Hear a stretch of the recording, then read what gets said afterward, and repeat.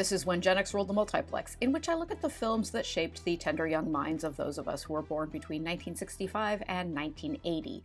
Brian De Palma first made a name for himself in the 70s with the gonzo cult musical Phantom of the Paradise and the horror classic Carrie, then kicked off the 80s with a pair of stylish thrillers, Dress to Kill and Blowout, and the tour de force gangster film Scarface. 1984's Body Double, which was directed by De Palma from a screenplay by De Palma and Robert J. Averick, is a stylish, cold, and extremely tawdry Hitchcock-style thriller with a sleek visual look that was tailor-made for those of us in the MTV generation. We open in Los Angeles on the set of a cheesy low-budget vampire film titled Vampire's Kiss, which is no relation to the 1988 film of that same name in which Nicolas Cage eats a live cockroach. A platinum-haired glam rock vampire wakes in his coffin, and then the actor playing him, Jake Scully, freaks out due to his claustrophobia and ruins the shot. The film's director, Ruben, scraps filming for the rest of the day and sends Jake home to recover. Jake is played by Craig Wasson, who is probably best known for this role, though he also starred in A Nightmare on Elm Street 3. Ruben is played by future NYPD Blue star Dennis Franz, who had already appeared in several of De Palma's early films. On his way home, Jake stops by the iconic Tail o' the Pup hot dog stand in its former location in the shadow of the Beverly Center to pick up dinner. Body Double is overflowing with highly recognizable and larger-than-life Los Angeles landmarks, which is very deliberate. Everything about this film is intended to remind viewers they are watching a film. When Jake drives home, De Palma uses a rear projection shot, which means that this was filmed on a soundstage with the background projected on a screen behind Jake. This technique was once widely used, but had become obsolete by the time Body Double was made. De Palma uses it very deliberately for a couple of reasons.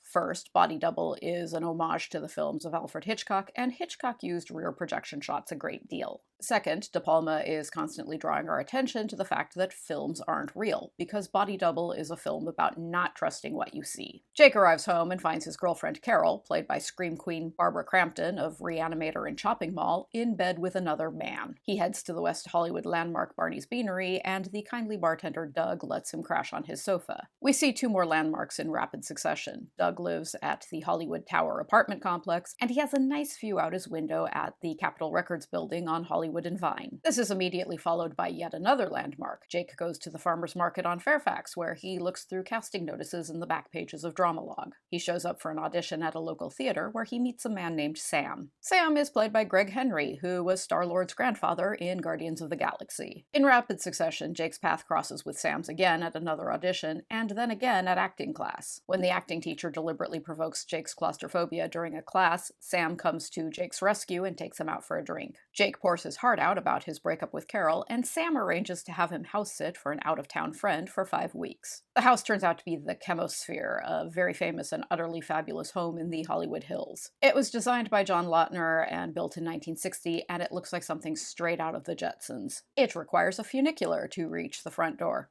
I aspire to someday live in a home with a funicular. Inside, it looks like the ultimate 80s sex den, with a rotating circular bed atop a platform, all the better to look out at the panoramic city views. Sam shows Jake the home's amenities, which include a telescope he can use to spy on a neighboring home, where every night a beautiful woman dances around naked in front of the open windows. Left alone in the house, Jake watches some MTV, which is showing the video for The House is Burning by the obscure but very cool new wave group Viva Beat. Turning his attention again to the telescope, he watches the dark-haired woman as she sleeps. She's woken up by a man whose hat prevents Jake from getting a clear glimpse of his face. The man, who is her estranged husband, gets into an argument with her and slaps her around before storming out. Jake's agent calls to tell him he's been fired from Vampire's Kiss due to his claustrophobia. With a lot of time on his hands, Jake becomes obsessed with watching the beautiful woman, which is how he learns that there is a creepy mystery man also spying on her. While driving in the Hollywood Hills, he spots the beautiful woman in a cream Mercedes. She's being tailed by the mystery man in a Ford Bronco. Curious, he trails them both to Beverly Hills. The woman parks in the Rodeo Collection shopping center. Jake eavesdrops as she uses a payphone to arrange to meet someone who is almost certainly her lover at a hotel at the beach. The beautiful woman is named Gloria, and she's played by Deborah Shelton, a former Miss USA who is known for playing Mandy on Dallas. De Palma didn't think Shelton's speaking voice was right for the role, and he hired The Color of Money actress Helen Shaver to dub all of Gloria's lines. Jake trails Gloria through the shopping center, both to protect her from the mystery man, and also because Jake has strong stalker tendencies. He loiters around outside a high-end lingerie store as she shops. From outside the store, Jake is able to see right into her dressing room as she tries on underwear, which seems like the sort of design flaw the store should have fixed long before this. The store worker calls security to alert them to the creepy dude spying on her customers. The store worker, by the way, is played by Yugoslavian model Slavica Jovan, who had a big role in 1984 playing,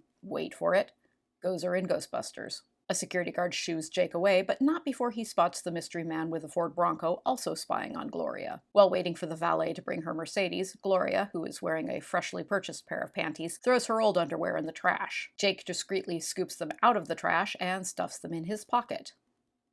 Jake follows Gloria to a beachfront hotel where she waits for her lover who never arrives. Distressed, she heads down to the beachfront cabanas. Jake warns her she's being followed, and the mystery man grabs Gloria's purse and runs off. Jake chases him into a narrow tunnel but is incapacitated by his claustrophobia. Gloria comforts Jake, and they end up spontaneously and passionately making out before Gloria runs off. That night, Jake spies on Gloria again. He watches in horror as the mystery man, who apparently gained access to her home through the keycard stolen from her purse, breaks into her safe with a large drill and steals her jewelry. In a panic, Jake calls Gloria to warn her about the intruder, but the man begins to strangle her with her phone cord. Jake races to Gloria's home to save her, but her dog viciously attacks him. The mystery man impales Gloria on the drill and escapes. Police Detective McLean, played by Guy Boyd, interrogates Jake at the crime scene. He's suspicious of Jake because Jake is a peeping Tom, and also because Jake is carrying around Gloria's used underwear in his pants pocket. According to McCain, Gloria was very wealthy. Under usual circumstances, her estranged husband would be the prime suspect in her murder, but he's cleared by Jake's eyewitness account of seeing Gloria killed by a stranger. Distraught over Gloria's murder, Jake goes back to the chemosphere and cheers himself up by watching some porn. The porn film stars a beautiful actress named Holly Body, who is played by Melanie Griffith in an effervescent and delightful performance that made her a star. The porno also features an uncredited cameo by Stephen Bauer, who'd co-starred in De Palma's Scarface and who was also, at this time, married to Melanie Griffith.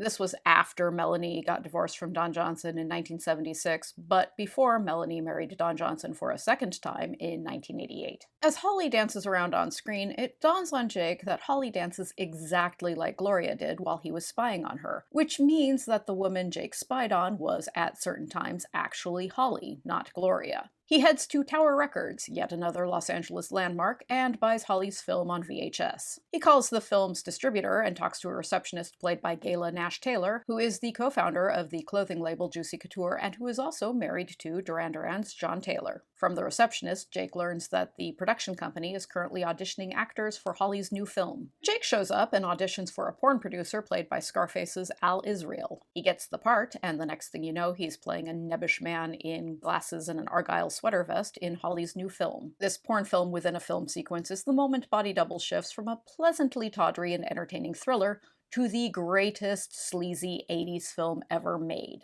The sequence is scored to the hit single Relax by Frankie Goes to Hollywood, which is a fantastic song with the perfect oversexed, overstimulated, overheated vibe for this scene. Within Holly's porn film, charismatic Frankie Goes to Hollywood frontman Holly Johnson plays the maitre d' of a sleazy and decadent club. The club is populated by sexy ladies and leather daddies, and some lady impersonating Gloria Swanson as Norma Desmond in Billy Wilder's Sunset Boulevard, which is one of the all-time great films about the film industry. After being escorted by Holly Johnson through the club, nebbish Jake goes to the ladies' room and meets Holly Body, who looks like $1 million in black leather and assless chaps. Jake and Holly have on-camera sex while Jake privately fantasizes about Gloria until the director calls cut. The cameraman on the photo shoot is played by ubiquitous voice actor Rob Paulsen, known for voicing Yakko on Animaniacs and Raphael on Teenage Mutant Ninja Turtles. After the shoot, Jake pivots from his role as a porn star to a new role as a porn producer. He takes Holly out for drinks and tells her he wants to make a film starring her. Holly lays down her porn guidelines in a very straightforward and practical and downright hilarious manner, and then they go back to the chemosphere. While they're rolling around on the revolving bed, he confesses that he spied on her in Gloria's house. She doesn't know the name of the man who hired her, but she admits that she was paid to wear a brunette wig and do a naked dance in front of the window. Sam calls Jake while he's talking to Holly, and as soon as Holly hears Sam's voice, she immediately identifies him as the man who hired her.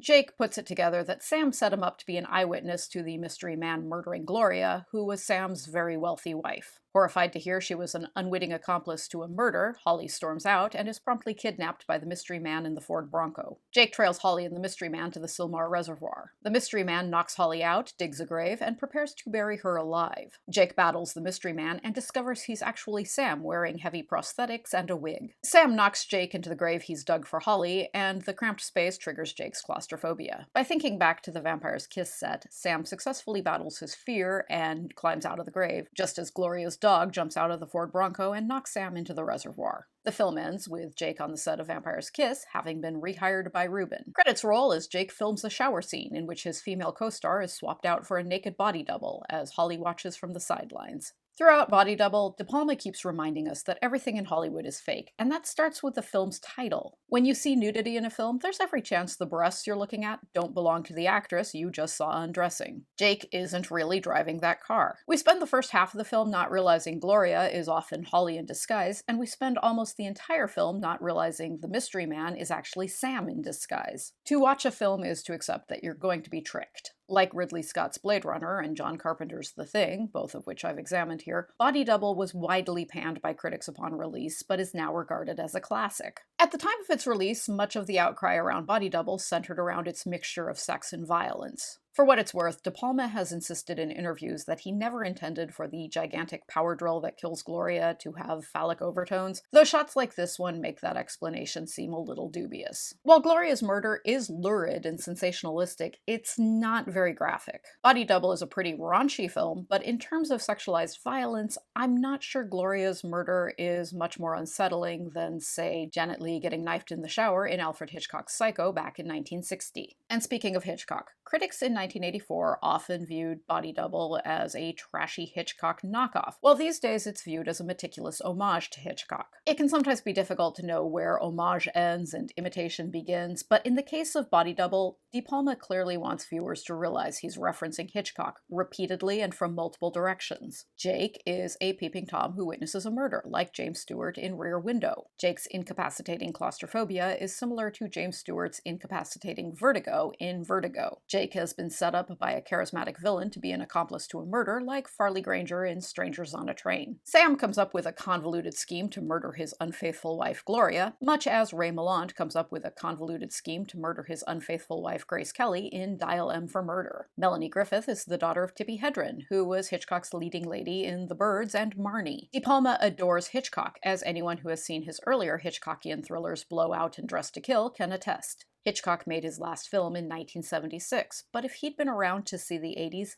it's very easy to imagine him coming up with something very close to Body Double. Body Double is like a Hitchcock film dressed in the stylized, aggressively sexual, larger-than-life nouveau riche aesthetic that was popular in the early 80s. The film looks like a Patrick Nagel painting come to life, which to my way of thinking is a very good thing. Body Double is lurid, stylish, sleazy, colorful, and a heck of a good time.